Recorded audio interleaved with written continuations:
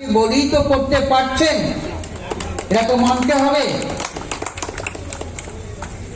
এটা তো অস্বীকার করে লাভ নেই। কিন্তু আমার বক্তব্য ছিল, আমার এলাকাতে আমি দেখেছি একটি দোকানে রাত্রিবেলা মেয়েরা মদ খেত, যার নাম হচ্ছে বিকাশের ঘর। আমি খবরটা পাওয়ার পর আমি দুদিন পর রাত্রিবেলায় গেছি যে কোন মেয়েরা হোটেলে মদ খেতে যায় বা দেখা যায়। আমি হোটেলওয়ালাকে বলে এসেছি, এখন থেকে কোনো মহিলাই হোটেলে মদ খেতে যাওয়া যায়। এটাও তো আমাকে দেখতে হবে, তাহলে ওই মহিলারা যদি মদ খেতে যায়, যদি কোনো অঘটন ঘটে যায়, তখন কি হয়? সেখানে আমাদের পাহারা দিতে হচ্ছে, এটাও তো করতে হচ্ছে। একটা ঘটনার কথা বলি, এই বৃষ্টির সময় কালকে রাত্রিবেলাতে একটি জায়গাতে দুটি ছেলে একটি মেয়ে, রাত তখন 2টো, সে দেখা যাচ্ছে দুজন ওখানে মানে বিয়ার খাচ্ছে। যথারীতি পুলিশকে জানা হলো, বাবা মাকে ফোন করা হলো যে রাত 2টোর সময় আপনার মেয়ে কোন রাত জাগো আন্দোলনে গেছে। পুলিশ এসে তুলে নিয়ে গেল। এবার কি করবো বলুন? যে আমাদের ছেলেরা যদি না পাহারা দিত, তাহলে ওই মদ্যপ অবস্থায় মেয়েটা যদি কিছু হয়ে যেত, তাহলে তখন তো আবার দায়িত্ব আমাদের করতো লোকে।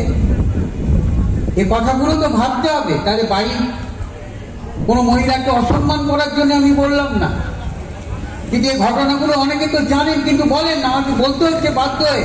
কারণ ওদের এই রাত্রিবেলা যখন আমাদের পাহারা দিত, বাবা মা কি খোঁজ নেবে না?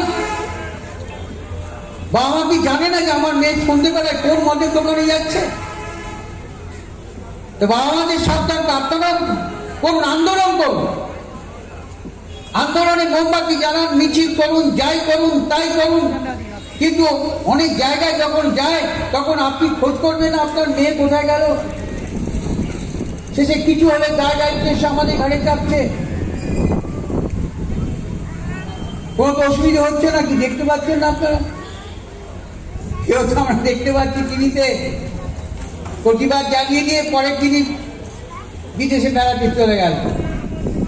আবার আমি কদিন আগে গোপনে একটি এই আধুনিকার এখানে দাঁড়িয়েছিল। আপনাকে অনেকে হয়তো আমাকে চেনেন না, এটা ঠিকই, কিন্তু আমি তো এমনি গ্রামে ঘোরা লোক, এটা ঠিকই তো গাড়ি ছেড়েও হাঁটতে দেখতে যাই।